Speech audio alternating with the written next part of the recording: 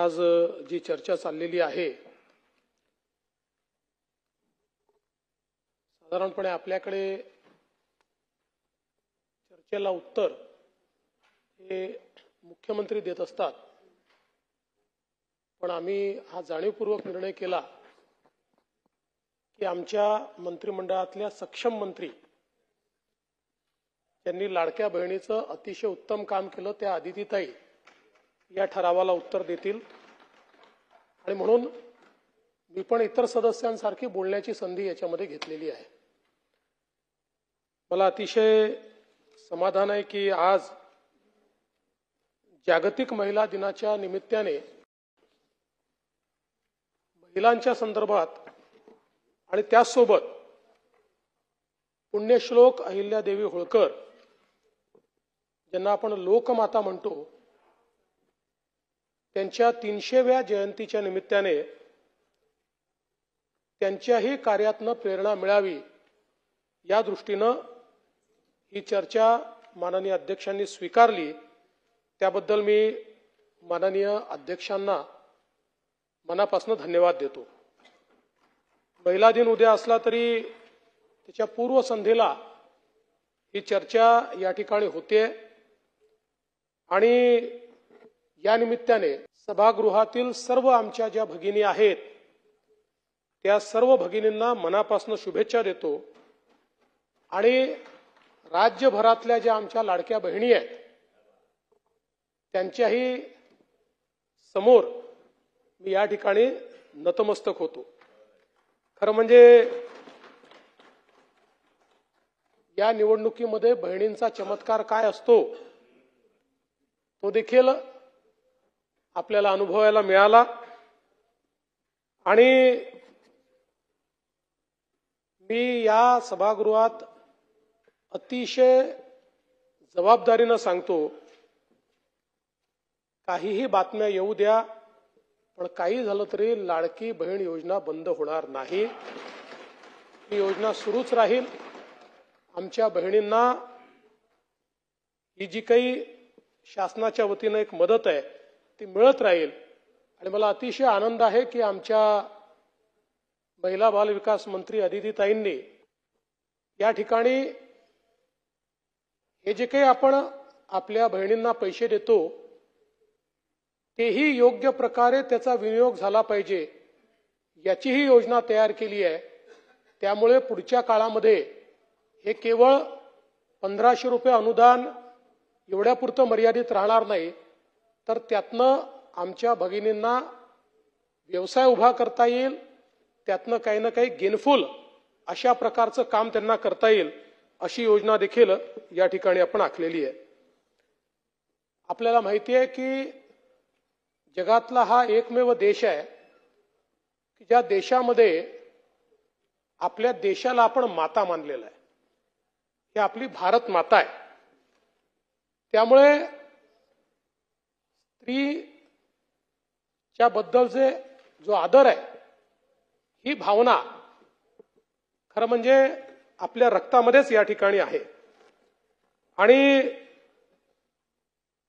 जन्मभूमीला मातृभूमीला सन्मान देणारी अशा प्रकारची आमची संस्कृती आहे। आपण म्हणतो जननी जन्मभूमी स्वर्ग से महान है, अनादि है अनंत है सृष्टि का विधान है। आणि म्हणूनच आपण जर बघितलं तर आज आपला देश हा जगातली सगळ्यात मोठी लोकशाही आहे आणि या लोकशाहीमध्ये आपल्या संविधानाने सर्वांना अधिकार दिला। इंग्लंडमध्ये देखील महिलांना मतदानाच्या अधिकाराकरता 20व्या शतकामध्ये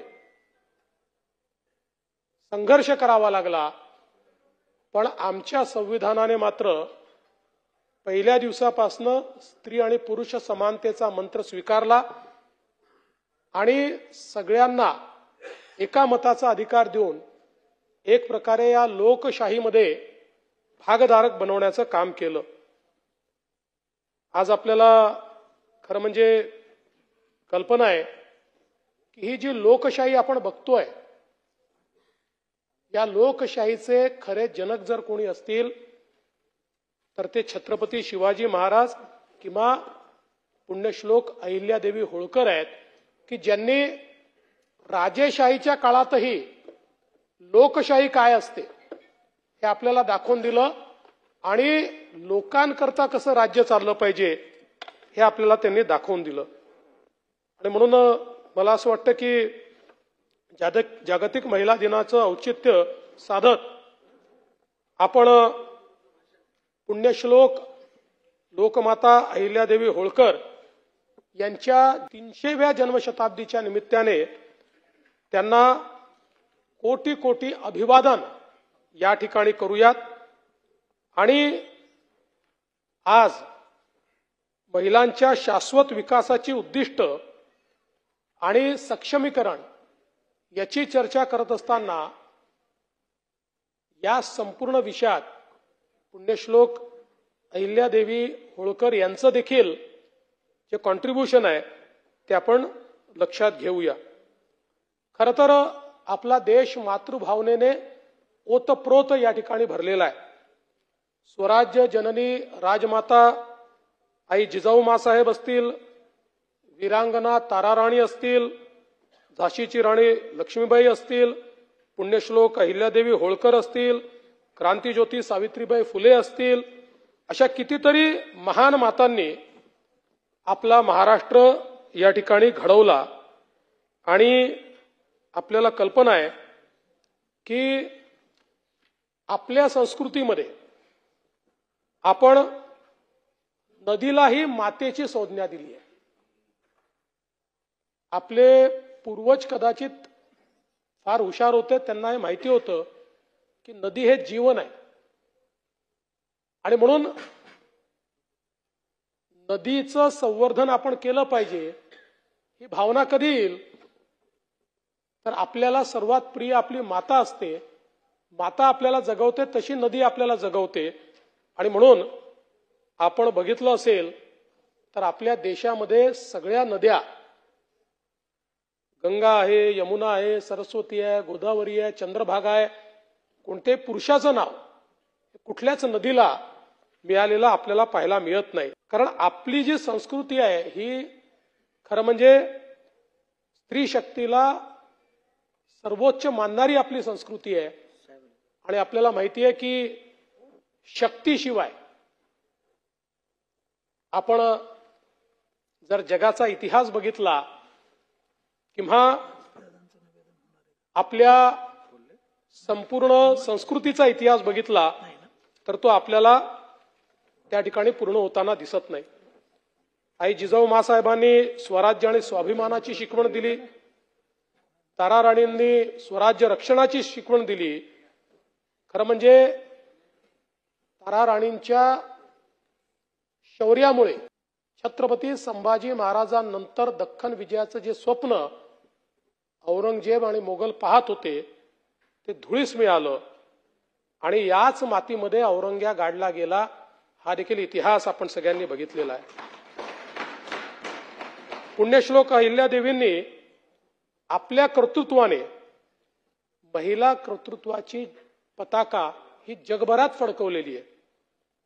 आज संयुक्त राष्ट्र ज्या उद्दिष्टांची चर्चा करतं, ज्याला SDG म्हणतात, ही जी सगळी शाश्वत विकासाची उद्दिष्ट आहेत, ही उद्दिष्ट 300 वर्षापूर्वी त्या ठिकाणी पुण्यश्लोक अहिल्यादेवींना ज्ञात होती. आणि त्यांच्या राज्यामध्ये त्या प्रत्येक गोष्टीवर त्यांनी काम केलेलं आपल्याला या ठिकाणी पाहायला मिळत आहे. त्याच्यामध्ये गरिबी असेल, झिरो हंगर, गुड हेल्थ, असे जे काही आहेत हे सगळे वाचून दाखवणार नाही. पण या सगळ्या गोष्टी आपल्याला या ठिकाणी पाहायला मिळतात. Good health, well being, quality education, gender equality, clean water sanitation, affordable clean energy, decent work, economic growth, industry innovation and infrastructure, reduce inequalities, sustainable cities and communities, responsible consumption, production, climate action, life below water, life on land, peace, justice, strong institution, partnerships, for the goal. उदाहरणासहित यातली प्रत्येक गोष्ट ही कशी त्या काळामध्ये तेव्हाच्या तंत्रज्ञानात अहिल्यादेवींनी केली हे देखील या ठिकाणी आपल्याला दाखवून देता येईल. आणि म्हणूनच आपण जर बघितलं तर पूर्वीचे त्या काळात जे काही कायदे होते किंवा त्या काळामध्ये जे काही कर पद्धती होत्या, अहिल्यादेवींनी त्यांच्या राज्यामध्ये कर पद्धतीमध्ये आमूलाग्र बदल आणला. काही ठिकाणी त्याचं सौम्यीकरण केलं आणि गरिबाच्या हक्काचं रक्षण करून प्रत्येक गावामध्ये त्या संदर्भात पंच अधिकारी त्यांनी नेमले. देशभरामध्ये मगाशी ताईंनी देखील उल्लेख केला, अनेकांनी उल्लेख केला की परकीय आक्रमकांनी इथली संस्कृती नष्ट करण्याकरता आपल्या श्रद्धास्थानांवर सर्वाधिक आघात केला आणि ती सगळी श्रद्धास्थानं ही ध्वस्त करण्याचं काम केलं. या ठिकाणी पुण्यश्लोक अहिल्यादेवी या पहिल्या अशा राणी होत्या की ज्यांनी केवळ स्वतःच्या राज्याचा विचार केला नाही. असेतू हिमाचल या संपूर्ण भारतामध्ये ज्या ज्या ठिकाणी आपली श्रद्धास्थळं नष्ट झाली होती त्या त्या ठिकाणी जाऊन त्या श्रद्धास्थळांचं पुनर्निर्माण हे त्यांनी केलं. आज आपण काशीचं जे काही मंदिर, आता तर नवीन कॉरिडॉर तयार झाला आहे, पण त्याच्यावर हल्ला केल्यानंतर औरंगजेबाने ते तोडल्यानंतर त्या ठिकाणी मशीद बांधल्यानंतर पुन्हा एकदा त्याचं संवर्धन करून तिथेच एक मंदिर बांधायचं हे काम जर कोणी केलं असेल तर ते अहिल्यादेवींनी या ठिकाणी केलं. अयोध्या असेल, नाशिक असेल, द्वारका असेल, पुष्कर असेल, ऋषिकेश असेल, जेजुरी असेल, पंढरपूर असेल, गया असेल, उदयपूर असेल, चोंडी या सगळीकडे त्यांनी मंदिरे बांधली. आणि याशिवाय सोरटी सोमनाथ, ओंकारेश्वर, मल्लिकार्जुन, औंढ्या नागनाथ, काशी विश्वेश्वर, विष्णुपाद, महाकालेश्वर या सगळ्या मंदिरांचा जीर्णोद्धार हा अहिल्यादेवी होळकर यांनी त्या ठिकाणी केला. एवढंच नाही तर वाराणसी, प्रयाग, पुणतांबे, जांब, त्र्यंबकेश्वर, नाशिक या सगळ्या ठिकाणी नदीला विस्तीर्ण घाट त्यांनी तयार केले. गोकर्ण, महाबळेश्वर, उज्जैनी, रामेश्वर, भीमाशंकर या सगळ्या ठिकाणी त्यांनी अन्नछत्र उघडली. कारण त्या काळामध्ये या ठिकाणी मोठ्या प्रमाणात भाविक जायचे आणि गरीब गरीब लोक जायचे, त्यांच्याकरताही अन्नछत्र उघडण्याचं काम हे अहिल्यादेवींनी केलं. आणि आपला कणखरपणा देखील त्यांनी वेळोवेळी दाखवला. त्या काळामध्ये मोठ्या प्रमाणात जनता, हे आताचा मध्य प्रदेश असेल, थोडा उत्तर प्रदेशचा भाग असेल, महाराष्ट्राचा भाग असेल, या सगळ्या भागामध्ये मंद्रुप सिंग नावाचा एक डाकू होता जो लोकांना फार त्रास द्यायचा. लोक अहिल्याबाईंजवळ गेले आणि त्यांनी अत्यंत कणखर भूमिका घेऊन त्याला केवळ पकडलंच नाही तर त्याला फाशी देण्याचं काम देखील या ठिकाणी अहिल्याबाईंनी केलं. होळकरांची जी टांगसाळ होती त्याच्या नाण्यावर बिल्वपत्र आणि शिवलिंग याची छाप होतं. आणि धर्मपरायणता त्यांची जी होती त्याला कुठल्याच प्रांताची मर्यादा नव्हती. आणि म्हणूनच असेतू हिमाचल त्यांचं नाव हे आज घेतलं जातं. त्यांनी धर्मशाळा, पांथशाळा, आश्रमशाळा, विद्वानांकरता वेगवेगळ्या प्रकारच्या अध्ययनशाळा या सगळ्या गोष्टी बांधल्या. आणि विशेषतः आपल्याला कल्पना आहे की वेळीच पाण्याचं महत्त्व ओळखणाऱ्या पुण्यश्लोक अहिल्यादेवी होत्या. त्यामुळे पाण्याच्या सोयीकरता बारव असेल, जलकुंडे, विहिरी, तलावांची निर्मिती 28 वर्षाची त्यांची कारकीर्द होती. त्यांच्या 28 वर्षाच्या कारकिर्दीमध्ये त्यांच्या राज्यामध्ये एकदाही दुष्काळ पडलेला आपल्याला दिसत नाही. दुष्काळामुळे लोक होरपळले आहेत, पिण्याचं पाणी नाही आहे, शेतकरी होरपळलाय. इतकं उत्तम पाण्याचं नियोजन हे त्यांनी केलं. खरं म्हणजे छत्रपती शिवाजी महाराज असतील किंवा अहिल्यादेवी असतील, यांचं जे जलसंधारण आहे हे इतकं प्रभावी आहे की आजही आपण जलयुक्त शिवार सारखी योजना जेव्हा राबवतो त्यावेळी त्या योजनांची प्रेरणा त्या ठिकाणून आपल्याला मिळते. इतक्या मोठ्या उंच उंच गडांवर, दुर्गांवर पुरेल एवढं पाणी साठवणं, त्याचा योग्य साठा तयार करणं, पावसाचा थेंबन थेंब त्या ठिकाणी साठवला जाईल असा प्रयत्न करणं, या सगळ्या गोष्टी त्यांच्या माध्यमातून त्या ठिकाणी होताना आपल्याला पाहायला मिळतात. व्यवस्थापन शास्त्राचे धडे देखील आपल्याला पुण्यश्लोक अहिल्यादेवी यांच्याकडनं घेता येतील. योग्य कामाला योग्य माणूस निवडणं हे त्यांची हातोटी होती. बारीक सारीक सूचना असतील, चोख अंमलबजावणी, स्वतः लक्ष देऊन या सगळ्या गोष्टी त्या करायच्या आणि मोहिमांचं काटेकोर नियोजन त्या स्वतः करायच्या. बंदुका आणि तोफांचे कारखाने त्यांनी सुरू केले आणि त्या कारखान्यांच्या माध्यमातून आधुनिक पद्धतीनं बंदुका आणि तोफा कशा तयार करता येतील याचा प्रयत्न त्यांनी त्या काळामध्ये केला. वेगवेगळ्या दूरदूरच्या प्रदेशामध्ये त्या शिबिरं लावायच्या आणि त्यातनं आपल्या मोहिमा पूर्ण करायच्या. खरं म्हणजे त्यांचं जे व्यवस्थापन होतं ते देखील अतिशय उत्तम अशा प्रकारचं व्यवस्थापन होतं. आपल्याला माहिती आहे, जरा मागे गिरीश भाऊ,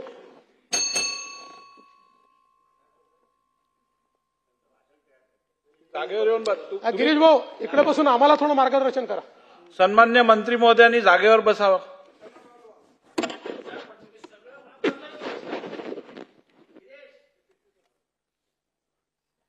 त्याचं उत्तर याच्यावर नाही देता येत, टाकून दिलेलं असं म्हणतो. अध्यक्ष महोदय, धर्मो रक्षति रक्षिता आपण म्हणतो, याचं आपल्या कृतीतून काम कोणी केलं असेल तर ते अहिल्यादेवींनी केलं. आपली संस्कृती ही भोगापेक्षा त्यागावर उभी आहे आणि त्याच त्यागपूर्ण पद्धतीने त्यांनी संस्कृती आणि धर्माचं रक्षण केलेलं आपल्याला पाहायला मिळतं. खरं म्हणजे पंढरपूरच्या विठुरायावर प्रत्येकाची श्रद्धा आहे, पण तो काळ असा होता की आक्रमणाचा काळ होता, अनेक अडचणी होत्या. ज्यावेळी अहिल्यादेवींच्या लक्षात आलं की त्या ठिकाणी नैवेद्याची सोय करणं देखील कठीण जात आहे, तर त्यांनी सांगितलं यापुढे ही नैवेद्याची सोय होळकर घराणं करेल. आणि त्यांनी त्या काळामध्ये या विठुरायाच्या नैवेद्याची सोय ही स्वतःकडे घेतली आणि अनेक वर्ष, अनेक शतकं ती त्या ठिकाणी चालली. खरं म्हणजे हे सगळं करत असताना त्यांच्या राज्यामध्ये कुठलाही भेदभाव आपल्याला पाहायला मिळत नाही. त्या आवश्यक असेल तेव्हा कठोर झालेल्या आपल्याला पाहायला मिळतात, अन्यथा त्या मातेच्याच भूमिकेत आपल्याला पाहायला मिळतात. आणि या दोन्ही भूमिका अतिशय ज्याला आपण समर्थपणे म्हणतो अशा प्रकारे त्यांनी निभावलेले आहेत. खरं तर मल्हाररावांच्या निधनानंतर त्यांनी होळकरांची राजधानी ही इंदोरमधनं माहेश्वरमध्ये आणली. आणि आपल्यापैकी जे लोक महेश्वरला गेले असतील ते पाहू शकतात की ते आधुनिक पद्धतीनं त्यांनी ते शहर वसवलेलं आहे. अत्यंत सुंदर, अत्यंत ज्याला म्हणतो आपण वास्तू आणि स्थापत्यशास्त्र याचा संगम करून त्या ठिकाणी त्यांनी ते शहर वसवलं. आणि जगभरातले चांगले कलावंत, जगभरातले चांगले आर्टिसन यांना तिथे आणलं जायचं, त्यांना तिथे संधी दिली जायची. देशभरातनं त्यांनी उत्तम विणकर हे माहेश्वरला आणले आणि वस्त्रोद्योगाला चालना दिली. आजही माहेश्वरची साडी ही जगप्रसिद्ध आहे. त्याची निर्मिती ही अहिल्यादेवी होळकरांनी त्या काळामध्ये सुरू केली. जनसामान्यांची काळजी घेताना त्यांनी पशुपक्ष्यांकरताही जंगल कुर्ण, पिण्याच्या पाण्याचे पाणवठे हे मोठ्या प्रमाणात तयार केले. अगदी मुंग्यांकरता साखर ठेवण्याची व गोड ठेवण्याची पद्धत देखील त्यांनी त्या काळामध्ये सुरू केली आणि पाण्यातल्या माशांकरताही खाद्य तयार करून त्यांना उपलब्ध करून द्यायचं. अशा प्रकारची संवेदनशीलता ही आपल्याला त्यांच्यामध्ये पाहायला मिळते. त्या काळामध्ये अहिल्यादेवींनी हुंडाबंदी केली होती आणि हुंडा देणारा आणि घेणारा आणि मध्यस्थ अशा तिघांनाही त्या शिक्षा ठोठवत होत्या. त्यामुळे त्यांच्या या कृतीमुळे असा जरब निर्माण झाला होता की जवळपास हुंडा प्रथा ही त्या काळामध्ये बंद करण्याचं काम त्यांनी केलं होतं आणि खेड्यापर्यंतही न्याय व्यवस्था त्यांनी त्या ठिकाणी नेली होती. मुलींनी शिक्षण घेतलं पाहिजे, महिलांनी सैनिकी शिक्षण घेतलं पाहिजे. अशा प्रकारे सबल आणि आत्मरक्षण करू शकणाऱ्या आणि आपल्या समाजाचं आणि देशाचं रक्षण करू शकणाऱ्या मुली आणि महिला या तयार करण्याचं काम त्यांनी केलं. आणि विशेषतः या ठिकाणी झाडे तोडण्याला बंदी असेल, मोठ्या प्रमाणात कुटीर उद्योग असतील, याची सुरुवात त्यांनी केली. खरं तर आपण बघितलं असेल तर पुण्यश्लोक अहिल्यादेवींचा जन्म आपल्याच महाराष्ट्रातल्या चोंडीमध्ये अतिशय सामान्य अशा कुटुंबामध्ये झाल्या. पण आपल्या कर्तृत्वाने जी अहिल्या होती ती अहिल्याबाई झाली, ती अहिल्यादेवी झाली, ती लोकमाता झाली आणि मग ती पुण्यश्लोक झाली. अशा प्रकारचा जीवन प्रवास हा त्यांचा अक्षरशः थक्क करणारा असा आहे. अहिल्यादेवींच्या राज्यात एका धनी व्यक्तीचं निधन झालं आणि त्या व्यक्तीला पत्नी होती, तिच्या पश्चात मुलं नव्हती. तर तिथल्या एका सरदाराने कुठले तरी नियम सांगून ती सगळी संपत्ती सरकार जमा केली, ती संपत्ती घेऊन टाकली. ही विधवा स्त्री अहिल्यादेवींकडे गेली. अहिल्यादेवीने तिचा सत्कार केला, तिला त्या ठिकाणी सन्मान दिला आणि फरमानच काढलं की पतीच्या संपत्तीवर पत्नीचा पूर्ण अधिकार असेल आणि ती संपत्ती कोणीही जप्त करू शकणार नाही. त्यामुळे आज आपण जे करतो, कायदे बनवतो, आपल्यालाही बरं वाटतं. मागच्या काळात आपण कायदा केला तर आपल्याला वाटलं की आपण किती सुधारणा केल्या, पण या सगळ्या सुधारणा अहिल्यादेवींच्या आपल्याला राज्यकारभारामध्ये पाहायला मिळतं. प्राणीप्रेम तर मी त्यांचं सांगितलंच, पण एक छोटीशी त्या संदर्भातलं एक कहाणी आहे की एकदा छोट्या होत्या अहिल्यादेवी आणि आपलं सौर सांगत होत्या. तर मल्हारराव त्यांना म्हणाले की तू नेम धरून दाखव. तर कशावर नेम धरायचा? तर मल्हाररावनी सांगितलं की ती समोर झाडावर बुलबुल दिसते, तिच्यावर नेम धर. त्यावर अहिल्यादेवी म्हणाल्या तुम्ही मला दुसरं काहीतरी सांगा. बुलबुल तर आपलं पाहणं आहे आणि त्या बुलबुलने आपलं काय वाकडं केलंय आणि पाहुण्यांचा सन्मान करणं इतर होळकरांची जीवन पद्धती आहे. त्यामुळे तुम्ही ती मला देऊ नका, मला दुसरं काहीतरी सांगा ज्याच्यामध्ये जीव नाही, असा एखादा मला तुम्ही टार्गेट द्या, मी तुम्हाला माझा नेम काय आहे हे त्या ठिकाणी दाखवते. त्यामुळे अशा प्रकारे एक प्राण्यांच्या संदर्भात देखील त्यांची संवेदना होती. त्या अतिशय चाणाक्ष होत्या. त्या ठिकाणी लहान असताना, कारण आपल्याला माहिती आहे लहानपणीच लग्न झालं होतं, एकदा पेशवे आणि मल्हारराव हे वेश बदलून फिरत होते आणि रस्त्यामध्ये त्यांची भेट अहिल्यादेवींची झाली आणि मुद्दाम आता आपण बाबा यांना फसवावं किंवा अशा पद्धतीनं त्यांनी त्यांना पाणी मागितलं. अहिल्यादेवींनी विचारलं की तुम्ही कुठल्या गावचे पाहुणे? त्यावेळेस ते म्हणाले की नाही आम्ही व्यापारी आहोत. अहिल्यादेवी हसायला लागल्या. त्यांनी विचारलं का असताय? त्यावर त्यांनी सांगितलं बघा, व्यापारी जो असतो ना तो घोड्यावर कधीच इतका ताट बसत नाही आणि व्यापाऱ्याला कधीच झुपकेदार मिशा नसतात. तुम्ही जे कोणी असाल, तुम्ही सैनिक आहेत, तुम्ही लढवय्ये आहेत, त्यामुळे तुम्ही नेमके कोण आहेत हे सांगा, अशी चाणाक्ष नजर त्या ठिकाणी अहिल्यादेवींची होती.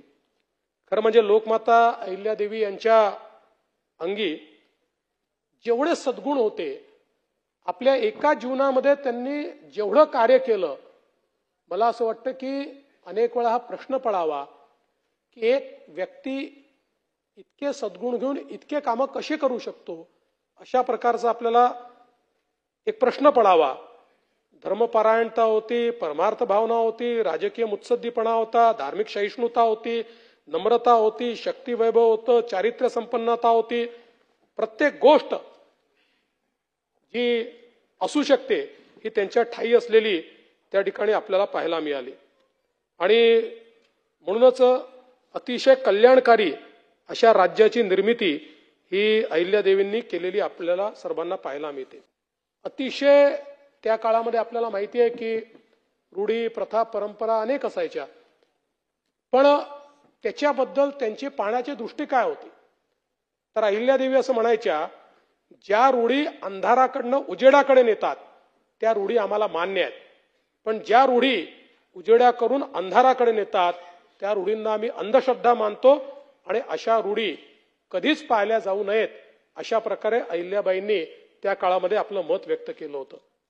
आज मला असं वाटतं की हे मत आपल्याला सगळ्यांना अतिशय प्रेरणा देणारं अशा प्रकारचं मत आहे.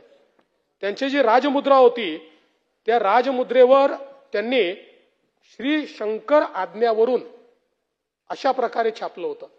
म्हणजे जसं छत्रपती शिवाजी महाराजांनी सांगितलं, हे रयतेच राज्य आहे, माझं राज्य नाही आहे, तसंच मी जे राज्य करते आहे ते आज्ञेवरनं करते, इदम न मम, हे माझं राज्य नाही आहे, अशा प्रकारचा भाव हा त्यांच्या त्या संपूर्ण प्रशासनातनं आपल्याला पाहायला मिळाला. खरं तर शस्त्रबलाने दुनिया जिंकणारे अनेक आहेत, पण शस्त्रबलाने आपलं त्या ठिकाणी महत्त्व प्रस्थापित केल्यानंतर प्रेमाने जग जिंकणाऱ्या अशा आपल्याला अहिल्यादेवी या ठिकाणी दिसतात. आणि विनोबा भावेंनी त्यांच्याबद्दल बोलताना हेच म्हटलेलं आहे की प्रेमाने व धर्मशक्तीने भारतातील सर्व प्रांतांना जिंकणारी अहिल्यादेवी ही एकमेव आहे, असं विनोबाजी म्हणायचे. समकालीन दृष्टिकोनातून जर आपण त्यांच्याकडे बघितलं तर काही महत्वाचे संदर्भ आहेत, ज्यामध्ये स्कॉटलंडची एक कवयित्री आहे त्या काळातली, जेना बेली, यांनी अहिल्यादेवींवर एक दीर्घ काव्य लिहिलं आणि त्यात त्यांच्या गुणांचं यथायोग्य वर्णन केलं. त्यातल्या 4 ओळी अशा आहेत: for 30 years her reign of peace, the land in blessings did increase, and she was blessed by every tongue, by stern and gentle, old and young. अशा प्रकारे त्यांच्यावर हे महाकाव्य लिहिलं गेलं. सुप्रसिद्ध इतिहासकार आणि पॉलिटिकल जे जण होते हे सर जॉन माल्कम, त्या जॉन माल्कमनी लिहिलंय, अहिल्यादेवी असामान्य स्त्री आहे. हे समकालीन लिहिलेलं आहे त्यांनी. अहिल्यादेवी ही असामान्य स्त्री आहे, दुराभिमानाचा त्यांना स्पर्शही नाही, धर्मपरायण असलेली ही स्त्री कमालीची सहनशील आहे. त्यांचे मन रूढीप्रिय असले तरी रूढींचा उपयोग जनकल्याणासाठी करून घेण्याची त्यांची हातोटी विलक्षण आहे. प्रत्येक क्षणाला सत्सद विवेक बुद्धीने कर्तव्य करणारे ते उच्च प्रतीचे असे त्यांचे जीवन आहे. त्यांच्या चारित्र्याचा विकास केवळ अद्वितीय असाच आहे, अशा प्रकारे या परदेशी इतिहासकाराने त्या काळामध्ये त्यांच्याबद्दल लिहिलं. एवढंच नाही तर व्हाईसरॉय लॉर्ड एलनबरो यांनी एका पत्रात म्हटलंय, अहिल्याबाई एक सर्वश्रेष्ठ मुत्सद्दी आणि आदर्श राज्यकर्त्या आहेत. अन्य धर्मियांचा द्वेष त्यांच्या ध्यानीमनी देखील नाही. एका महाराजाच्या स्वामिनी असूनही त्या तपस्विनीप्रमाणे अगदी साध्या राहतात. शुभ्र वस्त्रांखेरीज अन्य वस्त्र त्यांना त्याज्य आहेत. अशा प्रकारे प्रचंड दूरदृष्टी राबलेल्या अहिल्यादेवी त्या ठिकाणी होतात. मला असं वाटतं की आज आपण जो सक्षमीकरणाचं या ठिकाणी सातत्याने बोलतो, प्रयत्न करतो, त्याचं धोरण हे आपल्याला अहिल्यादेवींच्या कृतीतून या ठिकाणी निश्चितपणे पाहायला मिळतं. महिलांच्या सामाजिक, राजकीय आणि सांस्कृतिक वाटचालीमध्ये हा जो काही आपल्याला एक आमच्या स्त्रियांचा देखील एक मोठा वाटा त्या ठिकाणी पाहायला मिळतो. म्हणजे मला असं वाटतं की आता यावेळेच्या आपल्या साहित्य संमेलनाच्या अध्यक्षा या ताराबाई भवाळकर होत्या की ज्यांनी ही जी लोकपरंपरा आहे त्या लोकपरंपरेला जिवंत ठेवण्याचं काम त्यांच्या साहित्याच्या माध्यमातून केलं. आणि आज आपल्यालाही या गोष्टीचा अभिमान आहे की आपल्या महाराष्ट्रामध्ये महाराष्ट्राच्या मुख्य सचिव असो किंवा महाराष्ट्राच्या डीजी असो या देखील महिलाच आहेत. ही देखील एक मला असं वाटतं अत्यंत महत्वाची गोष्ट आहे. आज आपण पाहतो देशामध्ये भारतीय नौदलामध्ये आता महिला वैमानिकांची तुकडी कार्यरत आहे. नौदलाच्या डार्नियर या विमानासाठी अनामिका राजू यांनी यशस्वी झेप घेतलेली आहे आणि भारतीय नौदलाच्या युद्धनौकेचे नेतृत्व करण्याची संधीही प्रेरणा देवस्थळी या आपल्याच एका महिला अधिकारीला त्या ठिकाणी मिळालेली आहे. खरं तर मला असं वाटतं की वेगवेगळ्या प्रकारे आपण जर बघितलं तर आज समाजाच्या सर्व क्षेत्रांमध्ये आमच्या महिला अग्रेसर आहे. आपल्याला याही गोष्टीचा अभिमान आहे की या भारताला पहिल्या राष्ट्रपती डॉक्टर प्रतिभाताई पाटील आपल्या महाराष्ट्राने दिल्या आणि आज महाराष्ट्रात या सर्वोच्च स्थानी एक आदिवासी महिला श्रीमती द्रौपदी मुर्मू बसलेल्या आहेत. मला असं वाटतं की हाही एक आपल्या सगळ्यांकरता अतिशय अभिमानाचा दिवस आहे. आज आपण जर बघितलं तर भारतीय संविधानाचे आपण अमृत महोत्सव या ठिकाणी साजरा करतोय. पण संविधानाचं निर्माण करणाऱ्या मसुदा समितीत 296 पैकी 15 महिला सदस्य होत्या. त्यावेळेच्या मुंबई प्रांताच्या विधिमंडळ सदस्य म्हणून हंसाबेन मेहता यांनी त्या ठिकाणी काम केलं होतं. त्या पहिल्या महिला कुलगुरू म्हणून देखील त्यांना या ठिकाणी ओळखलं जातं. आज देशाच्या संसदेत 15व्या लोकसभेच्या अध्यक्षपदी मीरा कुमारी आपल्याला पाहायला मिळाल्या. 16व्या लोकसभेच्या अध्यक्षपदी सुमित्रा महाजनताई आपल्याला या ठिकाणी पाहायला मिळाल्या. आणि मला असं वाटतं की आता इंदिराजी तर आहेतच, मी आता लोकसभा अध्यक्षांचं बोलतोय. आणि यापुढे आता लोकसभेने मंजूर केलेलं असल्यामुळे 2029च्या लोकसभेमध्ये आणि विधानसभेमध्ये आपल्याला महिलांचा टक्का वाढलेला दिसेल आणि मोठ्या प्रमाणात महिलांचं प्रतिनिधित्व हे कायदे मंडळात देखील आपल्याला पाहायला मिळेल.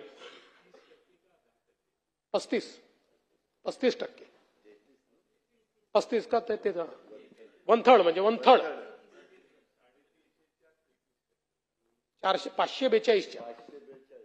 542च्या खासदार आणि समजा जर संख्या वाढली तर तेवढीच संख्या करस्पॉन्डिंग वाढेल. महाराष्ट्रातल्या आज आपण बघितलं तर लोकसभेत आता एकूण 75 महिला सदस्य आहेत. त्यात महाराष्ट्रातल्या 7 आहेत. आणि आपण जर विधिमंडळ सदस्यांचा विचार केला तर गेल्या 67 वर्षात महाराष्ट्रामध्ये 461 महिला सदस्य या विधिमंडळात या ठिकाणी सदस्य म्हणून काम करतायत. आज आमच्या मंत्रिमंडळामध्येही आमच्या 2 भगिनी कॅबिनेट मिनिस्टर आहेत, 2 भगिनी राज्यमंत्री आहेत. अर्थात ही संख्या वाढायला हवी होती पण हळूहळू ती वाढेल अशा प्रकारचा विश्वास मी या निमित्ताने व्यक्त करतो. खरं तर आजवर मंत्रिपदी राहिलेल्या आमच्या महिला भगिनींची संख्या ही 37 आहे आणि विधान परिषदेच्या सदस्यपदी आतापर्यंत 52 महिला भगिनींना संधी मिळालेली आहे. आणि आपल्याला माहिती आहे की आपल्या 15व्या विधानसभेत 21 महिला आमदार या ठिकाणी आहेत. त्यामुळे एकूणच मला असं वाटतं की मोठ्या प्रमाणात ही संख्या हळूहळू वाढणार आहे आणि पुढच्या वेळेस ती वाढणारच आहे.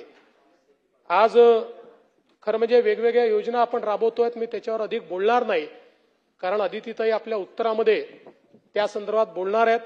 पण लखपती दीदी असेल, द्रोण दीदी असेल, उमेद आपलं अभियान असेल, अशा अनेक अभियानातनं आपण मोठ्या प्रमाणात महिलांचं सक्षमीकरण करायचा निर्णय घेतलेला आहे. आणि याच्यात काय प्रगती आहे ही देखील अदितीताईंच्या भाषणामध्ये आपल्याला पाहायला मिळेल. पण मला असं वाटतं की आपण जे ठरवलंय की या महाराष्ट्रामध्ये 1 कोटी लखपती दिदी असल्या पाहिजेत. लखपती दिदीचा अर्थ असा आहे की ज्या आमच्या बहिणी 1 लाखाच्या वर वर्षाला पैसा कमवतात त्यांना आपण लखपती दिदी म्हणतो. म्हणजे हे वन टाइम नाही, दर वर्षाला 1 लाखाच्या वर ज्यांचं इन्कम आहे अशा 1 कोटी आपल्या बहिणी या लखपती दिदी झाल्या पाहिजेत. अशा प्रकारचा प्रयत्न हे आपण या ठिकाणी करतोय. आणि मला असं वाटतं की महाराष्ट्रासारखं राज्य ज्याचं या देशाच्या जडणघडणीमध्ये अतिशय मोठं योगदान आहे, या महाराष्ट्रामध्ये महिलांना सुरक्षितता मिळाली पाहिजे, त्यांना संधी मिळाली पाहिजे, कुठेही स्त्री पुरुष विषमता आपल्याला दिसेल अशी अवस्था येऊ नये. अशा सगळ्या गोष्टींकरता शासनाच्या माध्यमातून वेगवेगळे कार्यक्रम आपण आखतो, ते करण्याचा प्रयत्न करतो. आज जाता जाता मला एवढंच म्हणावंसं वाटतं की कायद्याने अनेक गोष्टी बदलता येतात, पण एक गोष्ट कायद्याने बदलणं कठीण जातं किंवा त्याला कदाचित वेळ लागतो, आणि ती गोष्ट म्हणजे एक प्रकारे जी काही लोकांची विचार करण्याची पद्धत असते, जे वागणं असतं, हे काही कायद्याने लगेच बदलता येत नाही. आणि दुर्दैवाने आज आपल्याला पाहायला मिळतं की ज्या प्रकारे आपल्या नवीन पिढीला, येणाऱ्या पिढीला स्त्रियांच्या प्रती सन्मान शिकवला पाहिजे, तो कदाचित शिकवण्यामध्ये आपण कुठेतरी कमी पडतो. आणि म्हणूनच आपल्याला स्त्रियांच्या प्रती वाढते अपराध या ठिकाणी पाहायला मिळतात. त्यामुळे कायदे तर कडक करूच या, पण त्याच सोबत ज्या प्रकारे पुण्यश्लोक अहिल्यादेवी होळकर यांनी मानसिकता लोकांची बदलली आणि त्या मानसिकतेतून त्यांनी एक स्त्रियांकरता सुरक्षित राज्य हे तयार केलं, तीच मानसिकता आपल्याकडे कशी रुजवता येईल याचा प्रयत्न आपण निश्चितपणे करू. आणि या देशामध्ये पुण्यश्लोक लोकमाता अहिल्यादेवी होळकर यांच्यासारखी पुण्यात्मा आपल्या महाराष्ट्रामध्ये जन्माला आली, याबद्दल खरोखर मी या महाराष्ट्राच्या मातीबद्दल या ठिकाणी कृतज्ञता व्यक्त करतो. आणि महाराष्ट्राचं सरकार आमच्या अदितीताई जे सांगणार आहेत ती प्रत्येक गोष्ट पूर्ण केल्याशिवाय थांबणार नाही, हा विश्वास मी महाराष्ट्रातल्या तमाम भगिनींना देतो. पुन्हा एकदा मी महिला दिनाच्या खूप खूप शुभेच्छा देऊन माझं बोलणं संपवतो. धन्यवाद.